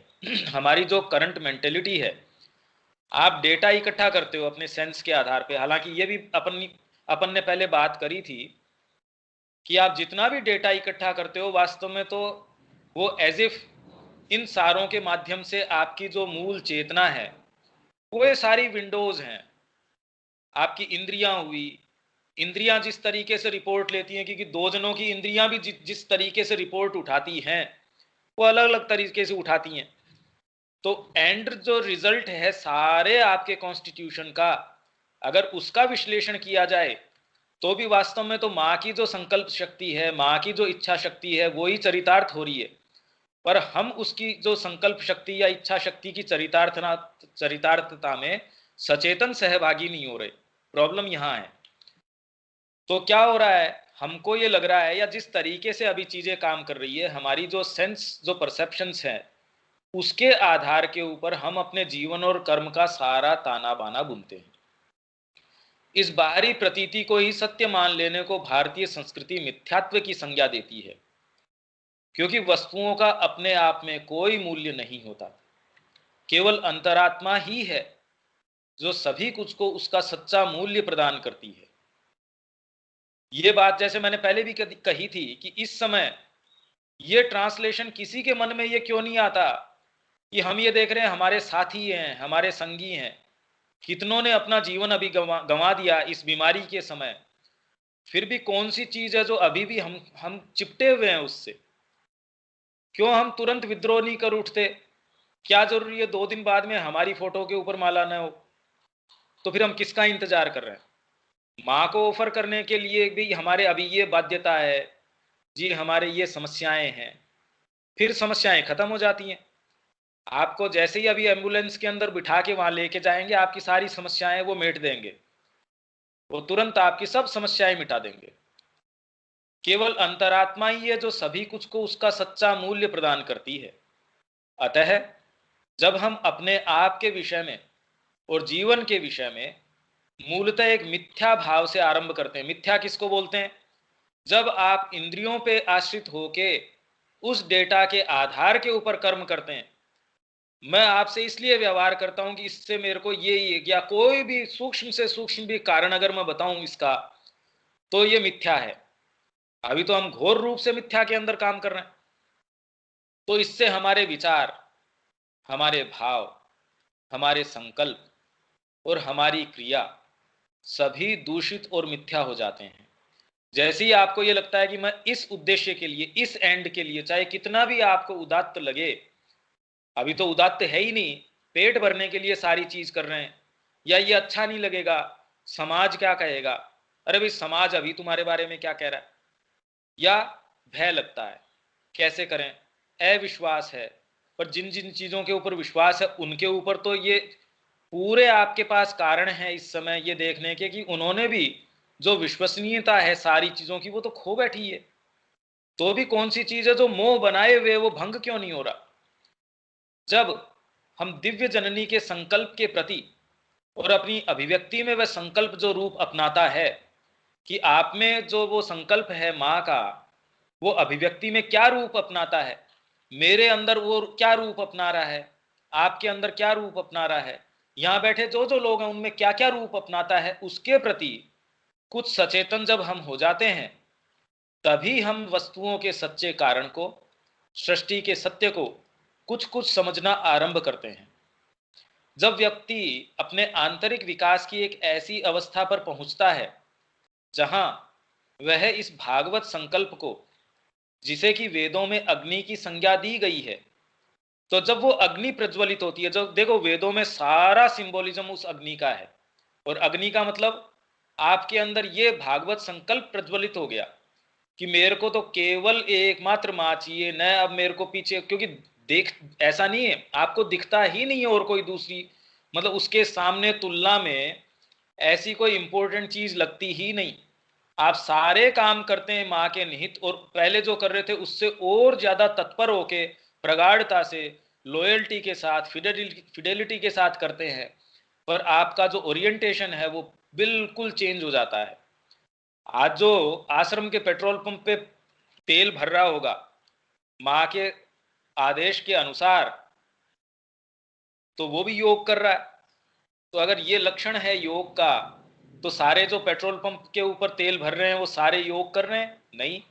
तो मूल परिवर्तन किस में आया? अरे भाई वो अगर वो सुबह से लेके शाम तक उसकी ड्यूटी माँ ने पैकिंग की लगा रखी है, तो कितने अच्छे पैकर्स एंड मूवर्स हैं, तो वो भी सारे क्या साधक हो गए? तो इसका मतलब मूल कोई चीज है जो आपको परिवर्तित या आपको डिफ्रेंशिएट कर देती है कि नहीं, ये तो एक सामान्य व्यक्ति है और ये एक साधक है। तो इसको वेदों में संज्ञा दी गई है अग्नि की। वो अग्नि प्रज्वलित जब होती है, ये जो दीक्षित है वो इसमें समर्थ होता है उसको पहचानने में। हालांकि आरंभ में तो अधिकांश समय अभी भी सचेतन रूप से उसमें उस संकल्प की क्रिया के प्रति स्वीकृति नहीं होती। शुरू में तो आपके अंदर ये स्वीकृति नहीं होती कि जो माँ क्रिया कर रही है, आप तो उसमें व्यवधान ही व्यवधान करते हैं। पर जब आप धीरे धीरे धीरे धीरे मार्ग पे चलते हैं तो सचेतन स्वीकृति होती है इसके अंदर। इसीलिए मैं ये कह रहा था कि उसकी जो क्रिया है, एक तो आप में इंटेंसिटी आ जाएगी आपके कर्म में, जीवन में। दूसरे, कोई आवश्यकता नहीं है कि आपके जीवन में जो पहले अच्छा लगता था, हाँ माँ की चेतना सारे दिन मेरे पास है, मेरा ध्यान भी माँ के अंदर लगता है, मेरे तो ये भी सारी चीजें होती है। आप हो सकता है कि ये सारी चीजें हों और माँ से एकदम दूर हो, क्योंकि आप अपने आप से इतने भरे हुए हैं, आप इतने परितुष्ट हैं अपने इस भान से कि आपको ये उपलब्ध हो रहा है, माँ का समय ही नहीं है आपके पास। और बजाय इसके कोई दूसरा व्यक्ति गंभीर कर्म कर रहा है। ओरोविल की आप कहानी पढ़िए कि लोग सुबह से लेकर रात तक जिन कंडीशंस में पेड़ लगा रहे थे, 10 लाख पेड़ लगा दिए वहां, और टेम्परेचर है कुछ डिग्री वहां का अंतर हो गया, तो बताइए उनके पास तो वो कोई भी बाहरी काम कर ही नहीं रहे थे, न माँ से प्रार्थना कर रहे थे इस तरीके की मेरी चेतना ऐसी हो, मेरी साधना ऐसी हो, उनको कोई मतलब ही नहीं था। तो वास्तव में ये प्रगाढ़ता बिल्कुल अलग तरीके की है। इश्यूज आपके पास प्रैक्टिकल हो जाते हैं जब आप इसमें आते हैं, थ्योरेटिकल नहीं रहते कि हमको ऐसा करना चाहिए, माँ से हमको इस तरीके की प्रार्थना करनी चाहिए। अरे भाई आप अदरवाइज करेंगे कैसे? आपका घर चल रहा है, आपके तो स्वतः निकलेगी मन से, आपको सोच के करने की, या मैं ऐसा कर रहा हूँ, इस प्रक्रिया से जा रहा हूँ, आपको कोई भान नहीं होता उस प्रक्रिया का। इनफैक्ट आप तो सारे समय क्वेश्चनिंग मोड में रहते हो, हो क्या रहा है जीवन में। पहले फिर भी मैं तसल्ली से तो बैठता था, अभी तो बिल्कुल सारी चीजें टॉपसी टर्वी हो गई। तब इस अवस्था को व्यक्ति की सत्ता में अग्नि के प्रादुर्भाव का प्रतीक माना जा सकता है। यह प्रादुर्भाव एक ऐसा मूलभूत परिवर्तन है जो जगत के प्रति, अपने जीवन और अपनी सत्ता के प्रति व्यक्ति के संपूर्ण दृष्टिकोण को मूलतः बदल देता है। द फैक्ट कि आप अभी भी रस ले रहे हो उन्हीं चीजों में, उन्हीं कंडीशंस में, ये तुरंत ये दिखा रहा है कि कहीं घोर रूप से लिप्तता है, चेतना एक भाग में भी अभी मुक्त नहीं हुई है, ये विद्रोह करने के लिए कि मैं इन कंडीशंस को स्वीकार नहीं करता। पर जैसे ही ये मूल परिवर्तन आता है, कौन सी ऐसी चीज है, हम पढ़ते हैं कि जो रामकृष्ण जी की वचनामृत है, कितने ऐसे स्टूडेंट्स हैं जिनकी टेबल के ऊपर पुस्तक खुली मिली, वो व्यक्ति तो नहीं मिला, क्या उठा उसके अंदर? जीवन भर व्यक्ति पुस्तक पढ़ता रहे, अच्छे भजन करता रहे, पर अगर ये मूवमेंट उसके नहीं आए, इसका मतलब ये नहीं कि जी आप खो गए, कि यही कोई सही मूवमेंट है, कि खोना कोई सही मूवमेंट है। पर जो आपकी बाहरी लिप्तता है, जो आपके जो टेस्ट्स हैं, उनके प्रति तो आपको खो ही गए, ये तो हो ही जाना चाहिए। एक फंडामेंटल आपके ओरिएंटेशन में फर्क आ ही जाना चाहिए, तब हम कह सकते हैं कि ये कोई स्तर पे ये प्रादुर्भाव हुआ है।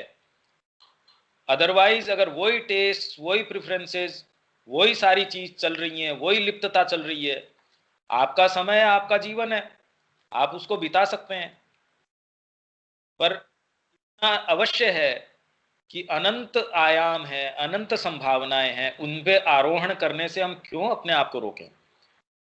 जब और आपको ज्यादा सेटिस्फेक्शन और ज्यादा भव्यताएं, माँ की और नजदीकियां और सारी चीजें मिल सकती हैं, क्यों नहीं? यही मिथ्यात्व है, वो आपको ये डाउट है, जो स्केप्टिसिज्म है, डाउट है, डिस्ट्रस्ट है, ये आपको जाने ही नहीं देता। इनफैक्ट ये भान और करवा देता है कि हाँ आप ठीक चल रहे हो। अतः जब तक यह सत्य हमारे अंदर प्रादुर्भूत नहीं होता, नहीं, अतः जब यह सत्य हमारे अंदर प्रादुर्भूत होता है तो यह हमें हमारे विचारों को बदलने के लिए बाध्य करता है। हमारे अपने विषय में और जो कुछ हमारे चारों ओर है उसके विषय में हमारे अंदर एक नवीन विवेक दृष्टि अध्यारोपित कर देता है। आपके अंदर एक नई दृष्टि अध्यारोपित कर देगा। आप चीजों को देख समझ सोच रहे थे उसके विषय में बिल्कुल नए आयाम से, कि अभी आपको व्यापार क्यों करना चाहिए, माँ के निहित करता हूं, इसका जो भी है ये मैं माँ के निहित अगर करना आप चाहोगे, आपके व्यापार के अंदर इंटेंसिटी बढ़ जाएगी। आप उसी तरीके से जाके बैठते हैं, जी मेरी कोई लिप्तता नहीं है दुकान के अंदर और मैं आ जाता हूं, मेरी कोई इतनी विशेष कोई वो नहीं है, इसका मतलब आप घोर तामसिक व्यक्ति हो। आप चाहे कितना भी उसमें आनंद लेने की कोशिश कीजिए, अपने आप को कुछ भी लिपापोती करने की कोशिश कीजिए, अगर इंटेंसिटी नहीं है तो आप तामसिक व्यक्ति हैं। और तमस के अंदर आप ये सोचें कि आप में हायर चीजें आ जाएंगी, तो आप एक उल्टी दिशा में गति कर रहे हैं। अतः जिसमें यह प्रादुर्भाव हो चुका है, ऐसे ही व्यक्ति को दीक्षित की संज्ञा दी जाती है। जिसमें यह फंडामेंटल चेंज आ गया कि अब तो जीना उसी के लिए है और उसके लिए कोई दूसरी चीज उसके सामने आप पैरेलल बिठा ही नहीं सकते। जब तक ये द्वंद है तब तक ये उदय नहीं हुआ है। तो अब आप इससे तय कर लीजिए, आपको एक बहुत सीधा सीधा एक मापदंड, एक स्टैंडर्ड, एक जो बेंचमार्क आपको दे दिया कि ये सही है या नहीं है। हम कह सकते हैं कि दीक्षित वह है जिसमें यह मूल परिवर्तन साधित हो चुका है कि वह इंद्रियबद्ध चेतना में अधिक आग्रह न रखकर दिव्य जननी, जो कि स्वयं उसकी अंतरतम आत्मा भी है, मतलब आपकी आत्मा भी वो दिव्य जननी ही तो है, भी है, ही है नहीं, स्वयं उसकी अंतरात्मा, वो जो दिव्य जननी है वो उसकी अंतरात्मा भी है। भी इसलिए क्योंकि उसके अलावा भी जो भी कुछ है वो भी दिव्य जननी ही है, की क्रिया को सचेतन रूप से अपने अंदर स्थान प्रदान करता है। अग्नि के प्रादुर्भाव को ही वेद में यज्ञ का आरंभ कहते हैं। आध्यात्मिक पथ के सभी सच्चे साधकों का यह एक सामान्य अनुभव है कि अपनी साधना के आरंभिक समय में व्यक्ति की सत्ता के अनेकानेक ऐसे भाग होते हैं जो इस दिव्य संकल्प के प्रति समस्वर नहीं होते। उसकी सत्ता ऐसे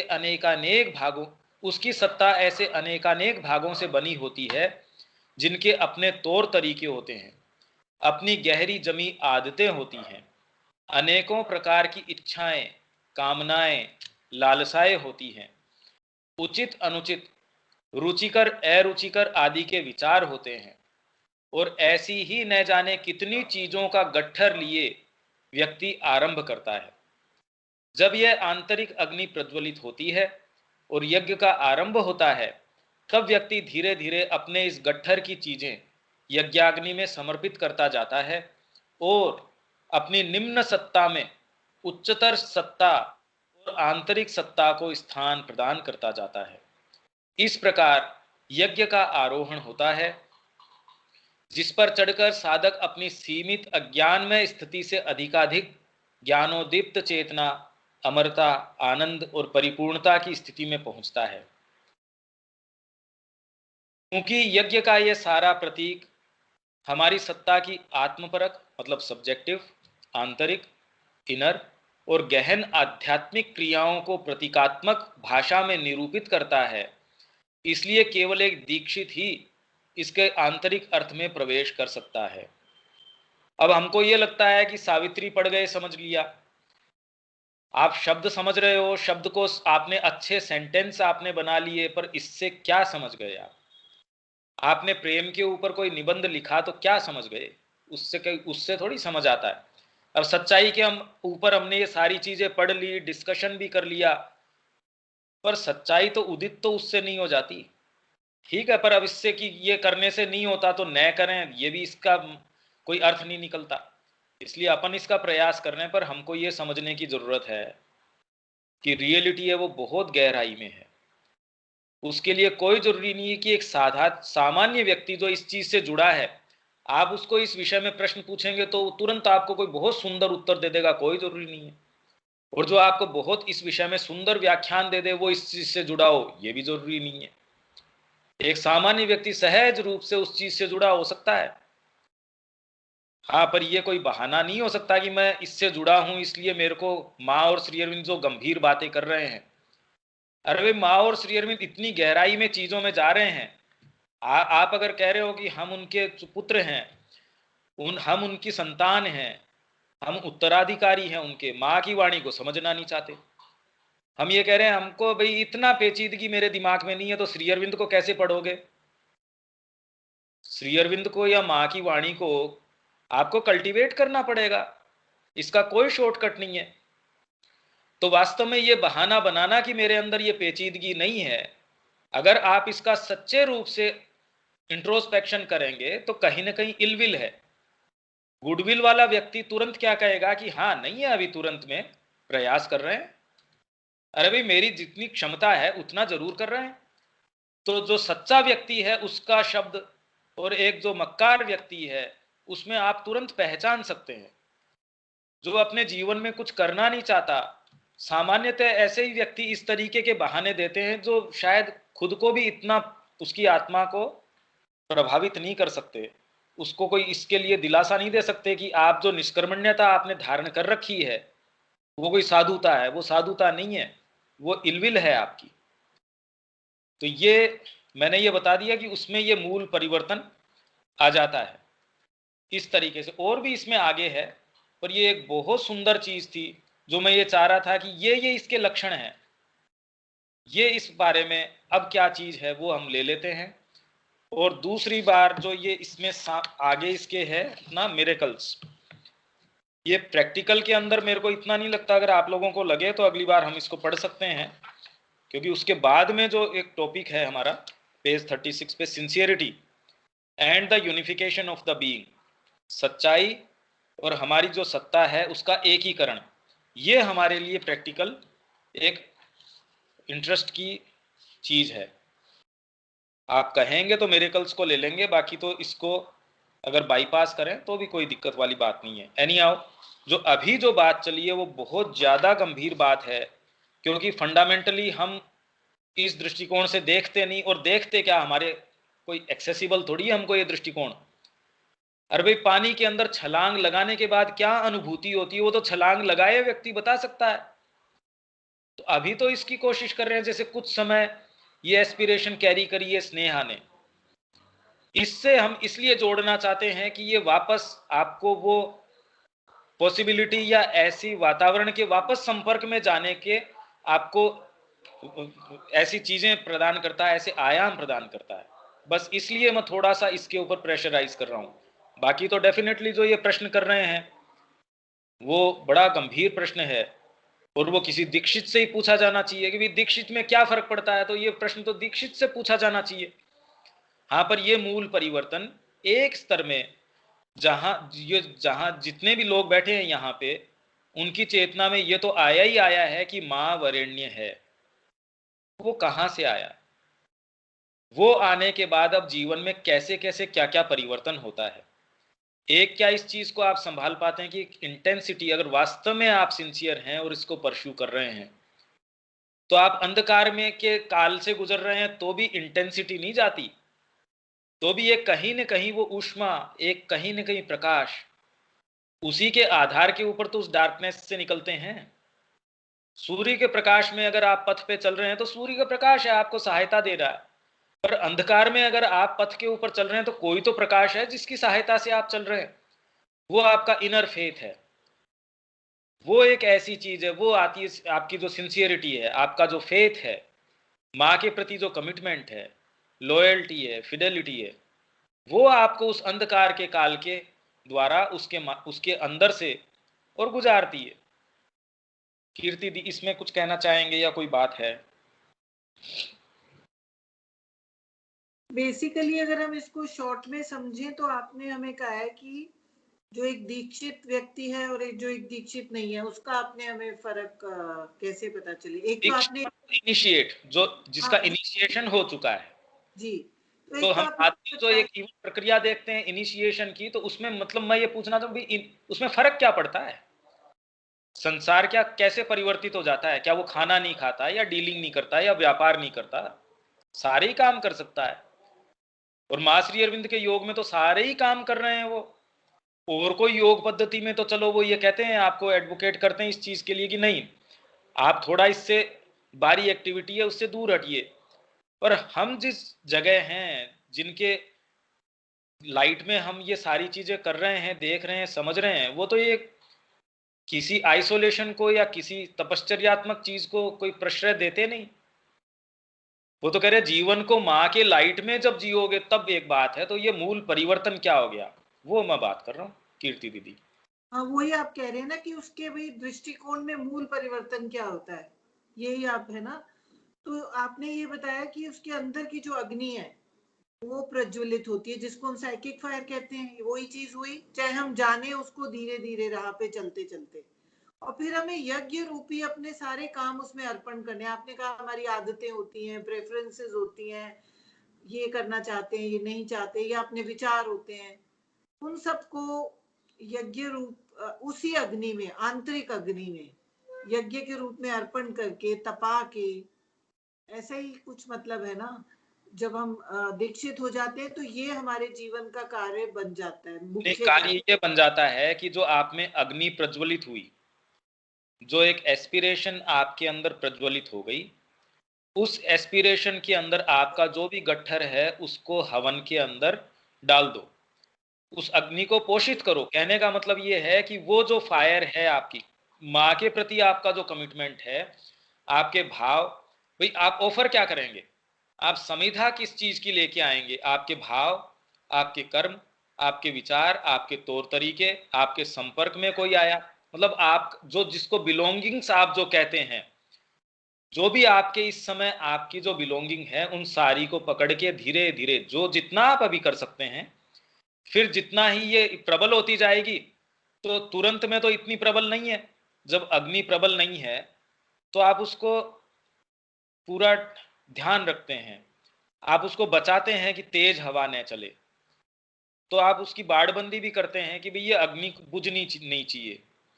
और जब धीरे धीरे आप उसमें शुरू में सूखी लकड़ियां डालते हैं, कोई ऐसे पार्ट्स जो अभी इतने ऐसे पार्ट्स हैं आपके जो देखना ही नहीं चाहते उसको, वो ऐसी लकड़ियां हैं मानो जो बिल्कुल गीली लकड़ियां हैं, वो अगर उसमें डालोगे तो हो सकता है वो अगर ज्यादा डाल दी तो अग्नि को बुझा भी देंगी या धुआं पैदा कर देंगी, एकदम पूरा ऐसा माहौल पैदा कर देंगी।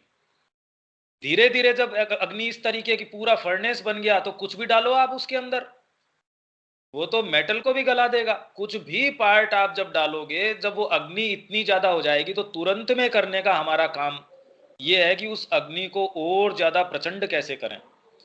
छोटी छोटी आदतें, सुबह उठने की आदत, समय पे क्लास में आने की आदत, लिखने की आदत, ये छोटी छोटी चीजें आप करके तो देखिए।